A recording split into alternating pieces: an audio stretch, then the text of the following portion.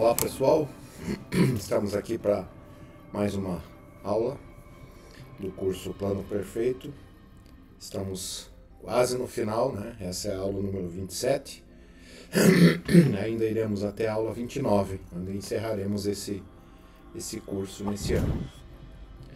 Lembrando os irmãos para se inscreverem no canal Central das Escrituras, compartilharem, para que o canal possa acessar a mais pessoas cada vez. Ok? Então vamos ao que nos propusemos hoje, na aula número 27, e nós vamos falar sobre o julgamento final.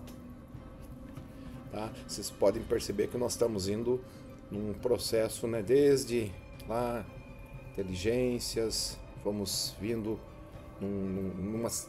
mais ou menos uma sequência lógica, né? Então hoje nós falamos sobre o julgamento final. A gente já falou em aulas passadas, né, que nós todos vamos vir ou já viemos para a Terra.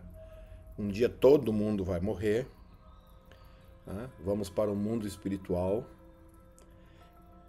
Depois vai haver uma ressurreição e o julgamento final.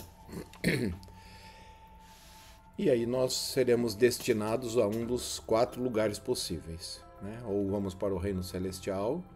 Na verdade são mais de 4, né? Porque dentro do reino celestial há outros, são 3 os lugares, né? Mas vamos para a parte mais direta, né? Nós vamos ou para o reino celestial, ou terrestre, ou teleste, ou alguns se tornarão filhos de perdição e irão para as trevas exteriores. Todo esse plano ele é baseado e é possível em virtude da expiação de Jesus Cristo. Sem expiação, o plano não teria sentido. E o plano não foi uma emenda, né? No plano de Deus. Tanto a queda quanto a expiação estavam previstos no plano de Deus, ok? E lembrando só que a expiação ela foi composta, né, do Getsemane, a morte na cruz e a ressurreição. Esses 3 eventos fazem parte da expiação. E uma coisa importante, todos passarão por esse processo que a gente pode chamar de progresso eterno do homem no plano de Deus. Todos, sem nenhuma exceção. Todos os que nascem nessa terra, ou que já nasceram, passaram por esse processo. Na aula passada nós falamos também sobre a ordem da ressurreição, né? Falamos na primeira ressurreição, que foi iniciada com Cristo, né? E temos a primeira ressurreição e a segunda ressurreição. Na primeira ressurreição nós temos a manhã da primeira ressurreição, que já foi iniciada com Cristo, como a gente já falou, está acontecendo desde a ressurreição de Cristo. Aí temos a tarde, ou durante a segunda vinda, durante a segunda vinda, lá no início do milênio, a gente chama de amanhã da primeira ressurreição, porque será um grande evento onde todos os que vão para o reino celestial vão ressuscitar nessa primeira trombeta ou na manhã, que é chamada da manhã da primeira ressurreição, e esses irão para o reino celestial. Nós já falamos da segunda trombeta, onde é chamada de a tarde da primeira ressurreição, e serão aqueles que irão para o reino terrestre. Também a terceira trombeta para os do reino teleste, e ainda uma quarta trombeta para aqueles que se tornarão os filhos de perdição. Acho que não está aparecendo muito bem aqui, né, o finalzinho, mas filhos de perdição, ok? Então essa é a ordem da ressurreição. Lembrando que nós já tivemos vários julgamentos, né? Nós fomos julgados para ver se éramos dignos de nos tornar filhos do Pai Celestial, lá no comecinho. A gente já falou sobre isso nas primeiras aulas. Fomos julgados para sermos dignos de nascer nessa terra, né? 1/3 dos filhos do Pai Celestial foram julgados não dignos para nascer nessa terra. Eles perderam a oportunidade e se tornaram Satanás e seus anjos. Também fomos julgados para saber aonde a gente vai quando morre, né? Se vamos para a prisão, para o paraíso ou para o inferno dentro do mundo espiritual. Então, e além desses, né, temos outros julgamentos parciais para recebermos bênçãos que necessitamos, né? Porque o Senhor mesmo diz que há uma lei irrevogavelmente decretada no céu desde antes da fundação deste mundo, na qual se baseiam todas as bênçãos, né? E quando recebemos uma bênção de Deus, é por obediência à lei a qual ela se baseia. Então, somos julgados muitas vezes durante a nossa vida, mas o que nós estamos falando aqui é sobre o julgamento final, né? Aquele julgamento que vai determinar para onde que as pessoas irão. E o Senhor disse a Abraão: e assim os provaremos para ver se farão todas as coisas que o Senhor seu Deus lhes ordenar. E os que guardarem seu primeiro estado receberão um acréscimo. Qual que era o primeiro estado? A nossa vida na pré-existência. Então, todos aqueles que guardaram aquele estado, quer dizer, foram dignos, né, de não serem contados entre aquele 1/3, né, que se rebelou, então eles receberão um acréscimo. Qual acréscimo? Ele está dizendo assim, e a Escritura diz, e os que não guardarem o seu primeiro estado não terão glória no mesmo reino em que aqueles que guardaram o seu primeiro estado. Então, aqueles que não guardaram o primeiro estado, ali para eles encerrou o progresso deles, né? Porque eles se tornaram o diabo e seus anjos e para sempre eles estão condenados, né, ao inferno. E os que guardarem, né, o segundo estado, que é esse que nós estamos vivendo aqui na Terra, terão um acréscimo de glória sobre sua cabeça para todo sempre. Então aqui é que se define efetivamente para onde a gente irá depois dessa vida, né? Se vamos receber o reino celestial ou um outro grau de glória.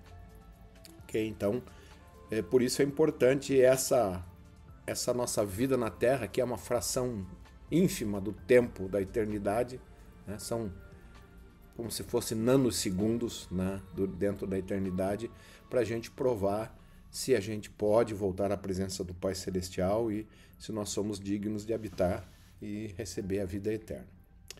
O apóstolo João viu esse dia, né? Ele diz assim: eu vi os mortos, grandes e pequenos, que estavam diante do trono, e abriram seus livros. E abriu-se outro livro, que é o da vida. E os mortos foram julgados pelas coisas que estavam escritas nos livros, segundo as suas obras. E deu o mar os mortos que nele havia, e a morte e o inferno deram os mortos que neles havia. Lembra desse inferno? Lá do mundo espiritual, não o inferno final. A gente já falou muito sobre isso, tá?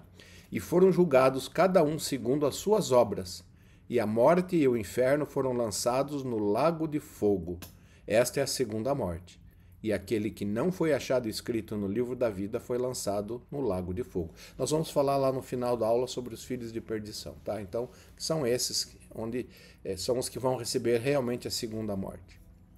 Lá no livro de Mórmon, o profeta Jacó, né, ele diz assim: e acontecerá que quando todos os homens tiverem passado dessa primeira morte para a vida, tornando-se imortais, deverão comparecer ante o tribunal do Santo de Israel.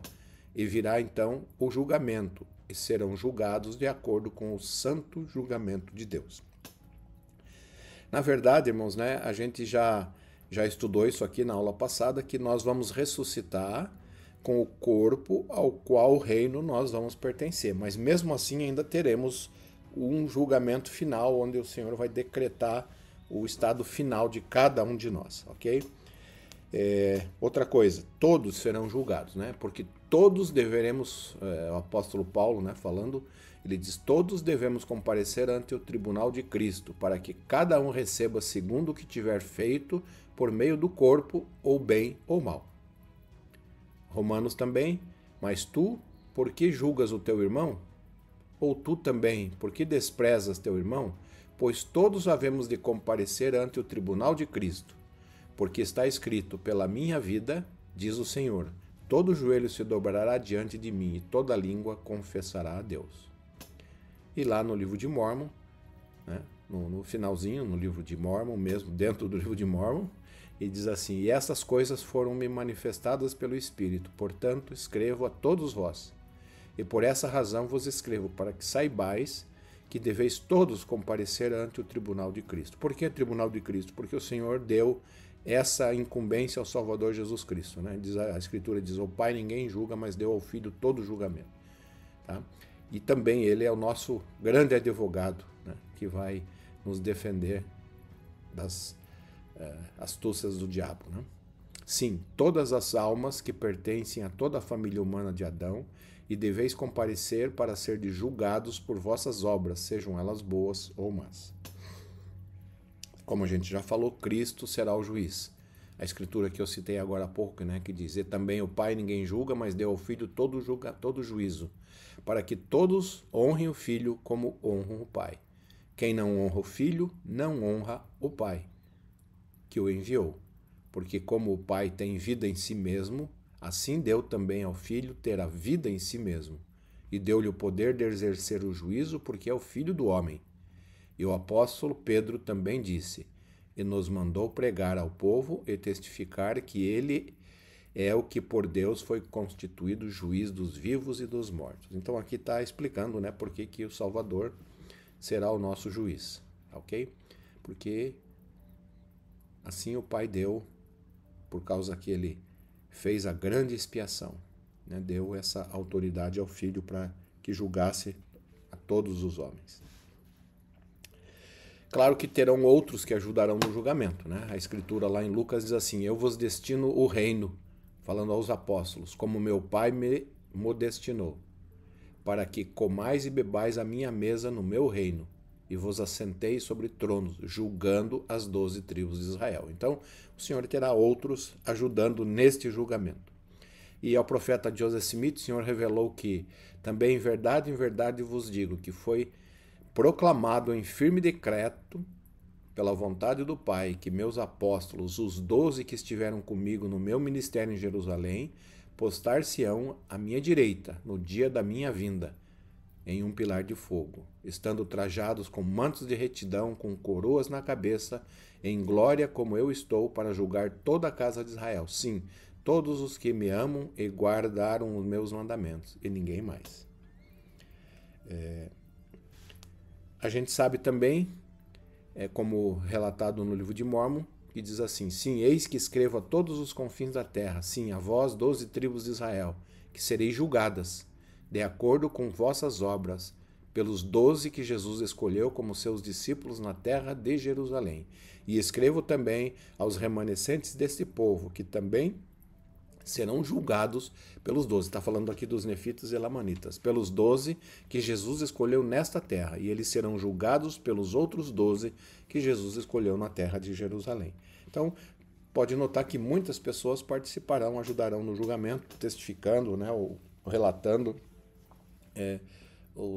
as obras boas, provavelmente mais as obras boas, né, dos santos, e assim será feito o julgamento final. O apóstolo Parley P. Pratt, ele testificou que o profeta Joseph Smith, como cabeça dessa dispensação na plenitude dos tempos, seria o responsável por julgar a todos que viveram durante os últimos dias, né? Talvez os profetas, os apóstolos atuais também participarão desse julgamento. O apóstolo Paulo conhecia essa doutrina, né, quando ele afirmou: "Não sabeis vós que os santos hão de julgar o mundo? Não sabeis vós que havemos de julgar os anjos? Quanto mais as coisas pertencentes a esta vida." Parece então que alguns serão designados juízes para julgar o povo. Assim como não é hoje, nós temos os nossos juízes, né, os bispos, presidentes de estaca, né, e outros que são juízes comuns em Israel, mas principalmente o bispo, presidente da estaca, né, presidentes de missão, que são juízes para julgar, né, se as pessoas são dignas de ir ao templo, são dignas de receber bênção patriarcal, realizar ordenanças do sacerdócio, enfim, são vários julgamentos que esses homens são chamados, por isso são chamados juízes, né, comuns em Israel. Ok? O presidente Joseph Fielding Smith, ele declarou o seguinte: "Em sua justiça, o Pai vai dar a todo homem o privilégio de ouvir o Evangelho."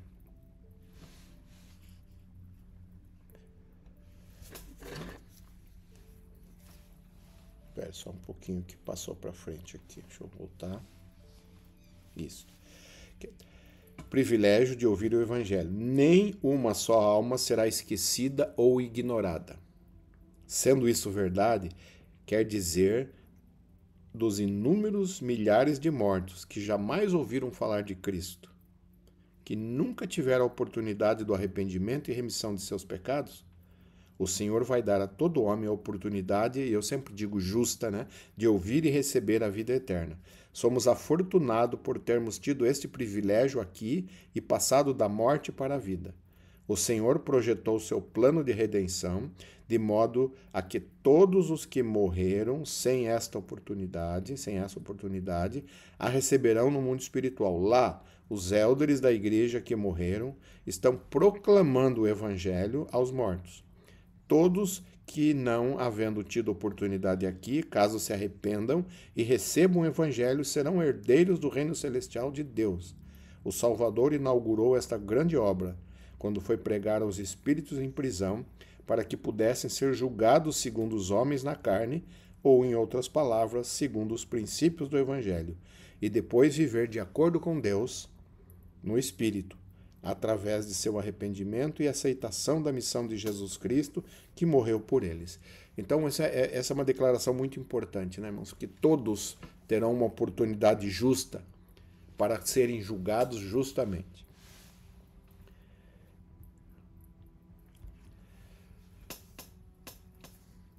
Nós seremos julgados por qual padrão? Ou qual é a medida? Então, a primeira delas vão ser as Escrituras. Lá em 2 Nef a gente encontra assim: pois eu ordeno a todos os homens, tanto no leste como no oeste, tanto no norte como no sul e nas ilhas do mar, que escrevam as palavras que lhes digo, pois pelos livros que forem escritos julgarei o mundo, cada homem de acordo com as suas obras, conforme o que está escrito. Aqui deixa eu abrir um parênteses, né, irmãos? Os judeus têm a Bíblia. Nós hoje, e o povo que viveu nas Américas, tem a Bíblia e o livro de Mórmon, né? E nós, como povos hoje, temos a Bíblia, o livro de Mórmon, Doutrina e Convênios, Pérola do Grande Valor. E sabemos que outros povos também escreveram.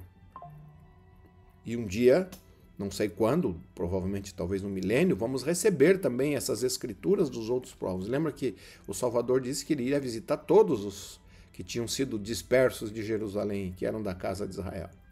E muito provavelmente, quase com toda certeza, eles também escreveram livros, né, como o livro de Mórmon, como a Bíblia.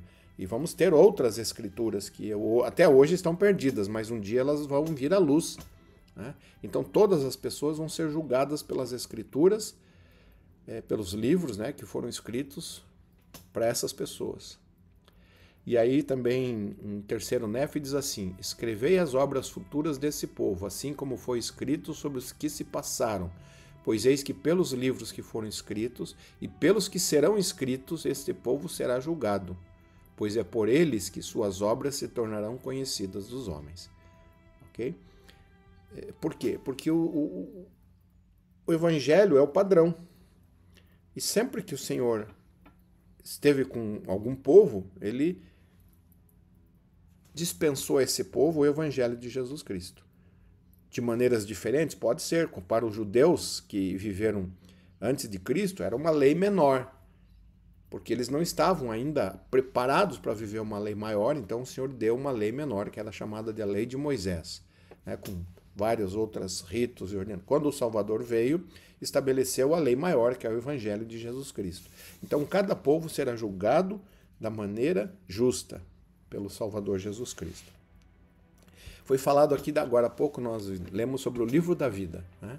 Então, o livro da vida, irmãos, é um registro dos homens, dos nomes dos santificados, sim, os do mundo celestial, está lá em Doutrina e Convênios 88. E também que estes são aqueles cujos nomes estão escritos no céu, onde Deus e Cristo são o juiz de todos. Doutrina e Convênios 76. João, o revelador, disse: eu vi os mortos, né, grandes e pequenos, a gente já falou sobre isso, que estavam diante de Deus, e abriram-se os livros, e abriu-se um outro livro, que é o da vida. E os mortos foram julgados pelas coisas que estavam escritas nos livros, segundo as suas obras. Esses livros, irmãos, são muitos dos registros, inclusive os nossos registros hoje na igreja, né? Esses são os livros também. E lá no verbete, no Guia de Estudo das Escrituras sobre o livro da vida, a gente diz, está escrito: em certo sentido, o livro da vida é a soma dos pensamentos e ações de uma pessoa, o registro de sua vida. As Escrituras também indicam, entretanto, que é mantido um registro celestial dos justos, inclusive seus nomes e um relato de seus nobres feitos. Eu acredito que tem anjos registrando as nossas vidas. Aqui também um outro parênteses, né? Bom, antes disso, deixa eu só continuar falando um pouquinho do livro da vida, eu já vou falar sobre isso aqui, que eu gostaria, né? Outra coisa, o apóstolo João também falou sobre esse livro da vida ao ensinar: o que vencer, está lá em Apocalipse, será vestido de vestes brancas, e de maneira nenhuma arriscarei o seu nome do livro da vida, e confessarei o seu nome diante de meu Pai e diante dos seus anjos. Também o profeta Daniel falou sobre isso, dizendo: e naquele tempo se levantará Miguel, que é Adão, né? O arcanjo Miguel, que é o nome dele pré-existente, que é chamado de Miguel, né? O grande príncipe, que se levanta pelos filhos do teu povo. E haverá um tempo de angústia, qual nunca houve, desde que houve nação até aquele tempo. Mas naquele tempo livrar-se-á o teu povo, tendo aquele que se achar escrito no livro. Todo aquele que se achar escrito no livro. E muitos dos que dormem no pó da terra ressuscitarão, uns para a vida eterna, outros para a vergonha e desprezo eterno. O elder Bruce R. McConkie, falando sobre o livro da vida, está lá no Mormon Doctrine, ele diz assim: figurativamente, isso é a nossa própria vida, sendo o registro de nossos atos transcritos em nossas almas, um relato de nossa obediência ou desobediência escrito em nossos corpos.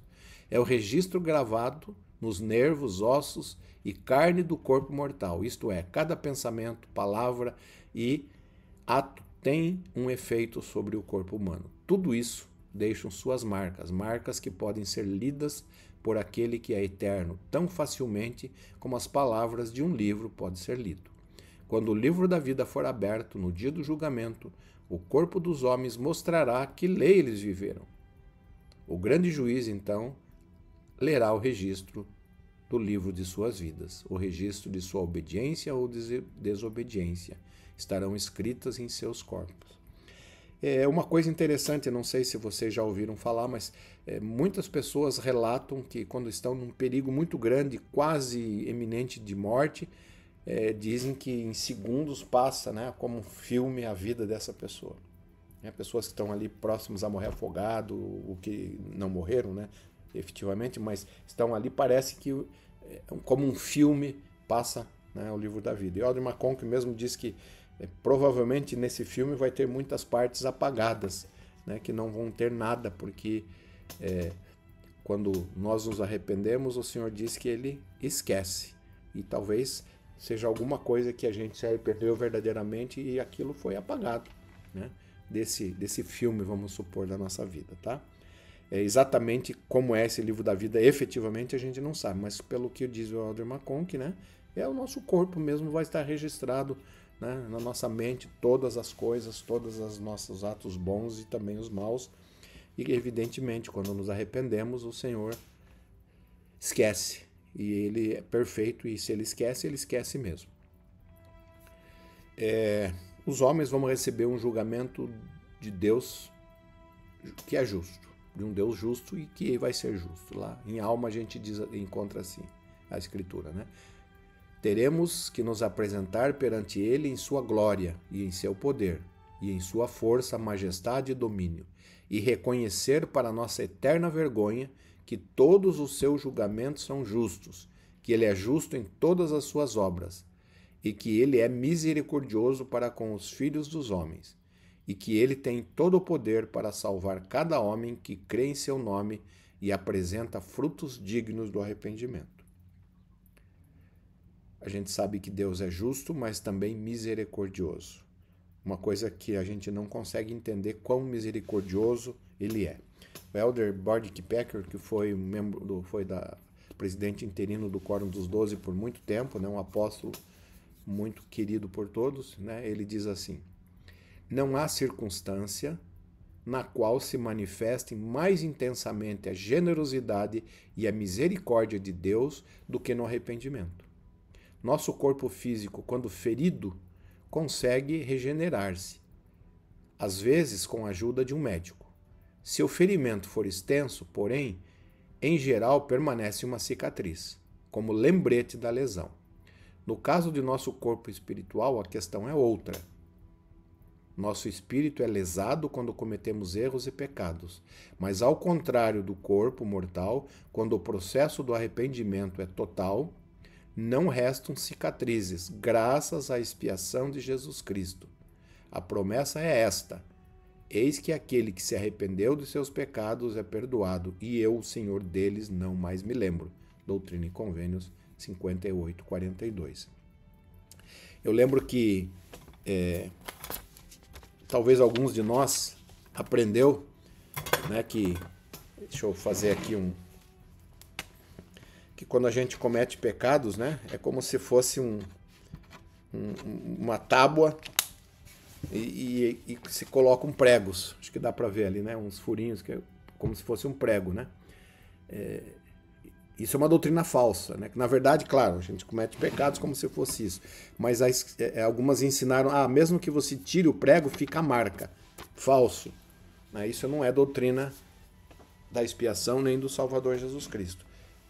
O de Boyd Park explica muito isso, né? Quando a gente se machuca, ficam cicatrizes, né? A gente tem algumas cicatrizes, mas quando a gente se arrepende, não fica marca nenhuma, porque o Senhor, como foi falado aqui, a Escritura ensina, ele esquece, tá ok? Então, se alguém aprendeu isso, é uma doutrina falsa, né, de que ficam as marcas. Se nos arrependemos, as marcas não ficam, por causa da expiação de Jesus Cristo. O elder D. Todd Christofferson, também do Quórum dos 12, ele diz assim: por meio da expiação de Jesus Cristo, nossos fracassos em viver a lei celestial perfeita e consistentemente na mortalidade podem ser apagados e podemos desenvolver um caráter semelhante ao de Cristo. A justiça, no entanto, exige que nada disso aconteça sem nosso consentimento e sem nossa participação. Nossa própria presença na Terra como seres físicos é consequência de uma escolha que cada um de nós fez. Assim, a salvação certamente não é um resultado de uma vontade divina, mas também não é algo que acontece somente por vontade divina. A justiça é um atributo essencial de Deus. Podemos ter fé em Deus porque Ele é perfeitamente confiável. Ele não pode ser arbitrário em salvar alguns e banir outros. E ele continua: ele não pode encarar o pecado com o mínimo grau de tolerância. Ele não pode permitir que a misericórdia roube a justiça. É uma evidência convincente de sua justiça o fato de Deus ter criado o princípio da misericórdia, que acompanha a justiça. É por ele ser justo que planejou os meios para que a misericórdia desempenhasse o seu papel indispensável em nosso destino eterno. Portanto, agora a justiça exerce todos os seus direitos e a misericórdia também reclama tudo quanto lhe pertence. O que o elder Christofferson está querendo dizer aqui? Deixa eu só voltar na anterior. Ele está dizendo que nossos fracassos em viver a lei celestial perfeita e consistente na mortalidade é impossível, mas podem ser apagados os nossos fracassos por causa da expiação de Jesus Cristo e por causa da misericórdia de nosso Pai Celestial. Então, através da expiação do Salvador Jesus Cristo, podemos nos arrepender. E isso então é apagado, como ele diz ali. Ele não é computado no nosso livro da vida, nas nossas ações, porque verdadeiramente nos arrependemos e a misericórdia, que ela foi, como ensina a alma, a gente já falou sobre isso, ela foi desperta por causa do sofrimento e da expiação do Salvador Jesus Cristo, que pagou o preço dos nossos pecados.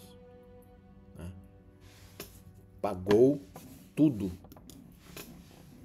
Ele pagou. Ninguém, a gente já estudou isso aqui, ninguém sofre para pagar pecados, porque o Salvador já pagou. A gente sofre para mudar. Isso foi ensinado pelo elder Oaks e outros apóstolos. A gente já tratou sobre isso aqui. A gente sofre para mudar, não para pagar pecados. Claro, que que quando a gente comete certos erros, nós vamos sofrer as consequências desses erros, mas a gente não sofre para pagar os pecados, porque o Salvador Jesus Cristo já os pagou, de todos, sem exceção. Por isso, o grande sofrimento dele, tanto no Getsemane quanto na cruz. A gente não sabe qual foi o maior, ambos foram inimagináveis e não temos como compreender quão grande foi o sofrimento dele. Para quê? Para pagar o preço dos nossos pecados. E o que é exigido pela justiça, né, para que a justiça não seja roubada, que nós nos arrependamos. Isto é, que a gente mude, que a gente se torne mais semelhantes a Cristo cada dia. Ok? Então, encerramos esse assunto do julgamento, né, onde todos vamos ser julgados. Deixa eu falar um pouquinho, que há ainda algumas dúvidas sobre esse tema que é chamado dos filhos de perdição. Tá? Por que eu vou falar isso? Porque sempre tem perguntas e as pessoas entendem um pouco errado esta doutrina. Ok? Lembrando, não sei se os irmãos, aqueles que já estudaram Doutrina e Convênio 76, uma coisa interessante, né? O Senhor começa pelos do reino celestial e depois fala dos filhos de perdição. Ele não vai numa ordem teleste, terra, né? Por quê? Porque os mesmos que estão a caminho do reino celestial são os únicos que podem se tornar filhos de perdição. E eu vou tentar explicar por quê. Lá em Doutrina e Convênios, né, diz assim: e aquele que não consegue viver a lei de um reino telestial, não consegue suportar uma glória telestial. Portanto, não é digno de um reino de glória. Portanto, deve permanecer num reino que não seja um reino de glória. E os que restarem também serão vivificados, ressuscitados, tá? Contudo, regressarão ao seu próprio lugar para usufruir aquilo que estiverem dispostos a receber, porque não estavam dispostos a usufruir aquilo que poderiam ter recebido. Aquilo que transgride uma lei não obedece à lei, mas procura tornar-se uma lei para si mesmo e prefere permanecer no pecado, nele permanecendo inteiramente, não pode ser santificado por lei, nem por misericórdia, justiça ou julgamento. Portanto, permanece imundo ainda. Então, aquelas pessoas que não conseguem viver nem uma lei celestial, não poderão ir para o reino celestial. Né? Esses que vão para as trevas exteriores, que a gente chama de filhos de perdição. Né? A gente já falou sobre isso, deixa eu passar rapidamente. Né? Depois do julgamento, né? São essas pessoas que recebem esse desígnio, né, que vai estar junto com o diabo e seus anjos, chamado de trevas exteriores ou o inferno final.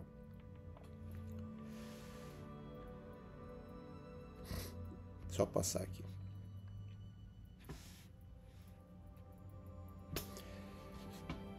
Lá em Doutrina e Convênios diz assim: um anjo de Deus que possui autoridade na presença de Deus, também um filho de Deus, né? Lúcifer, um dos filhos importantes de Deus. Tanto é que ele era, claro, não era tão importante como Cristo e outros, mas ele era importante. Lúcifer quer dizer o portador da luz. E ele tinha tanta importância que ele conseguiu apresentar um plano alternativo. Né? O plano não era de Cristo, o plano é de Deus. Né? Deus apresentou o plano onde precisaria que houvesse um Salvador. Né? E Satanás propôs um plano alternativo, dizendo o seguinte: olha, eu vou lá na terra e salvo todo mundo, sem nenhuma exceção, mas eu quero a glória para mim. Como ele faria isso? Tirando o nosso arbítrio. Né? Ninguém poderia cometer um erro sequer. Né? Nós não teríamos arbítrio nenhum. Mas pense, qual seria o resultado final disso? Nos tornaríamos escravos do diabo. Ele não teríamos mérito nenhum. E o Senhor então rejeitou esse plano e disse que o plano seria o plano que ele estabeleceu, que Jesus Cristo seria o Salvador, que estaria disposto a sacrificar. Lembra, Satanás não estava disposto a sacrificar nada, só queria glória. O Salvador estava disposto a sacrificar tudo e não queria glória nenhuma.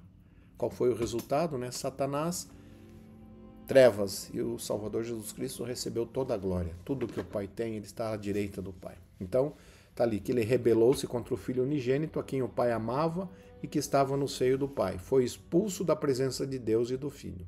E foi chamado perdição, porque os céus prantearam por ele.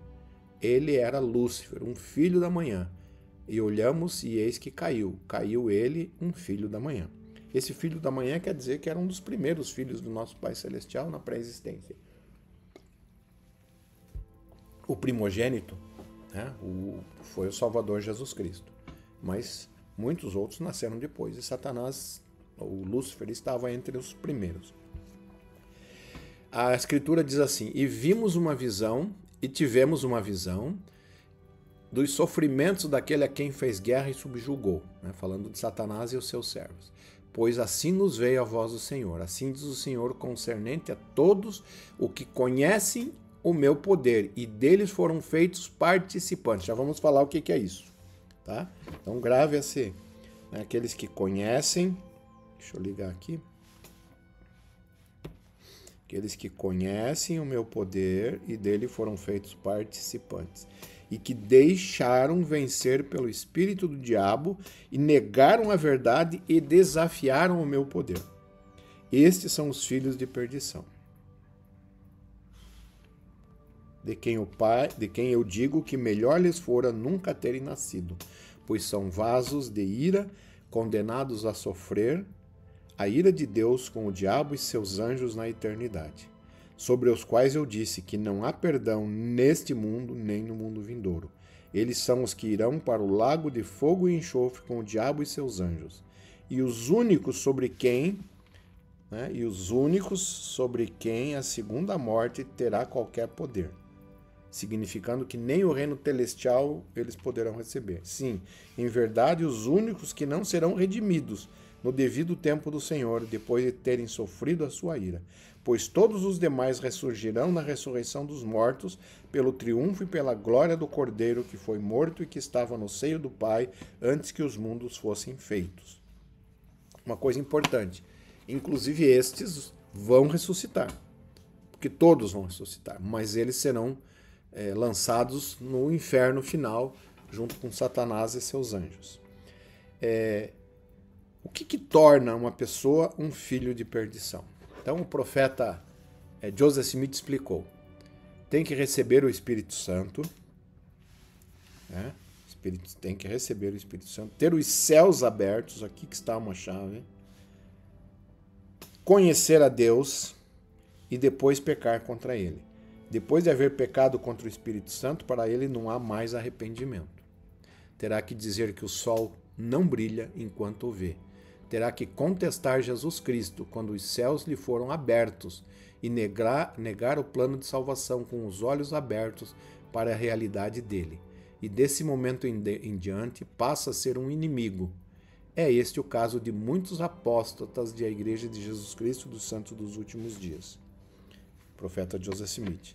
O presidente Kimball, ele foi um pouco mais claro, ele diz assim: o pecado contra o Espírito Santo exige tanto conhecimento que se torna impossível para o homem comum cometer essa transgressão. Lembra que eu falei no início?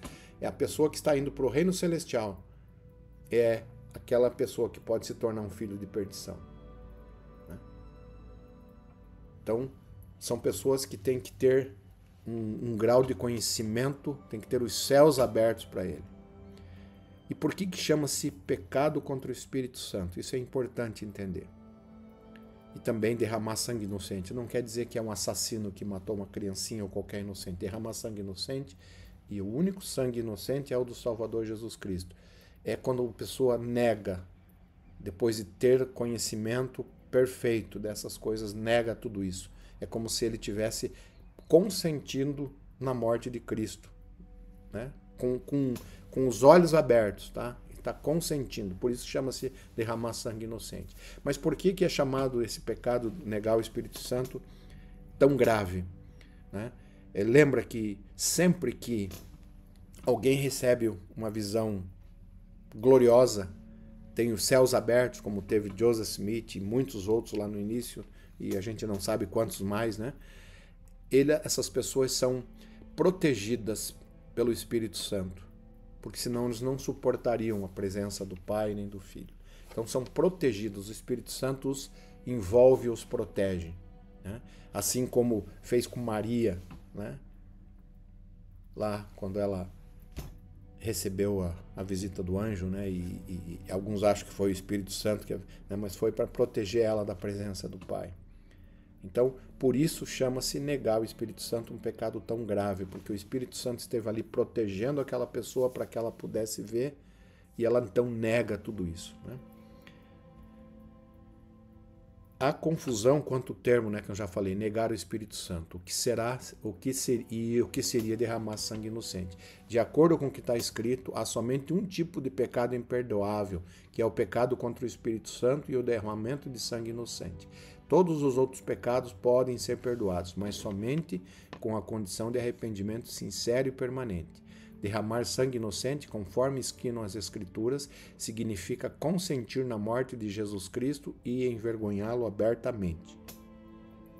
Elder McConkie reforça esse ensinamento. Ele diz assim: o sangue inocente é o de Cristo, e os que cometem a blasfêmia contra o Espírito Santo, que é o pecado imperdoável, dessa forma, de novo, crucificam o Filho de Deus e o expõem ao vitupério. Eles são, em outras palavras, pessoas que crucificariam a Cristo, tendo o pleno conhecimento de que ele é o Filho de Deus. Não aquelas pessoas que crucificaram porque não sabiam. Por isso o Salvador disse: perdoai-os porque não sabem o que fazem. Não tinham esse conhecimento. E nem a maioria dos santos dos últimos dias também não tem esse conhecimento perfeito. Não quer dizer que a pessoa só ter um testemunho, mas é um conhecimento perfeito, como os profetas têm dito, ter os céus abertos. Depois nega tudo isso, né? E isso então é negar o Espírito Santo ou derramar sangue inocente. Por que é tão grave o pecado negar o Espírito Santo que faz com que a pessoa se torne alguém que mataria o próprio Salvador, tendo o conhecimento de que ele é o Filho de Deus? Para entender a gravidade disso, vejam a revelação do Senhor ao profeta Joseph Smith, né? Onde a gente lê: pois em tempo algum na carne o homem viu a Deus, a não ser vivificado pelo Espírito de Deus. Lembra que eu acabei de comentar, né? Então, para que o homem possa ver a Deus, ele tem que ser vivificado pelo Espírito de Deus, o Espírito Santo. Não pode homem natural algum suportar a presença de Deus, nem segundo a mente carnal. Não podeis suportar a presença de Deus agora, nem o ministério de anjos. Portanto, continuai pacientemente até que sejais aperfeiçoados. Eu acho que ficou bem claro, né? Isso é o pecado que não tem perdão, negar o Espírito Santo, que está relacionado a derramar sangue inocente, que é o sangue do Salvador Jesus Cristo. Qual o destino dos filhos de perdição? As Escrituras declaram que eles irão para o lago de fogo e enxofre, ou o inferno final. Né? Se alguém não assistiu aulas lá do mundo espiritual, a gente tem 2 tipos de inferno que fala nas Escrituras. Um, que é o inferno dentro do mundo espiritual, onde irão as pessoas más, os grandes pecadores, né? Irão lá, e só eles ressuscitarão só lá no final do milênio, né? E alguns desses irão se tornar filhos de perdição e outros reino celeste. E ele continua, ele salva, doutrina e convênios, né, ainda, ele salva todos, exceto esses, os filhos de perdição, os quais irão para o castigo infinito, que é o castigo sem fim, que é o castigo eterno, para reinar com o diabo e seus anjos na eternidade, onde seu bicho não morre e o fogo é inextinguível, o que é seu tormento. E homem algum conhece o seu fim, nem o seu lugar, nem o seu tormento. Nem foi revelado e nem é e nem será revelado ao homem, exceto aqueles que dele forem feitos participantes. O Senhor então não revela isso para ninguém, a não ser para aqueles que forem para lá. Ok? Então, esse é o destino final, né, dos filhos de perdição. Todos os outros é chamado de salvação. Mesmo o reino celeste é um tipo de salvação, é um grau de glória. Ok? Então, é isso que nós tínhamos para essa aula de hoje, né? Onde a gente continua com o nosso gráfico aqui, agora entrou lá no finalzinho o julgamento. Tá? E ainda vamos falar sobre os graus de glória e sobre a exaltação nas 2 aulas que ainda faltam. Ok? Então, ficamos por aqui. Se alguém tiver alguma pergunta que eu consiga responder, esse é o e-mail. E lembrando a todos que nossas aulas aqui dão uma base doutrinária, os irmãos procurem depois com mais conhecimento nos outros livros, nas escrituras, né, que a gente cita muitas escrituras aqui, tá tudo que a gente está falando aqui está 99% é baseado nas escrituras e palavra dos profetas, né, tanto os vivos quanto aqueles que já passaram, mas que conheciam muito do Evangelho, ok? Então, ficamos aqui nessa aula de hoje. Obrigado a todos e deixamos essa aula em nome de Jesus Cristo. Amém.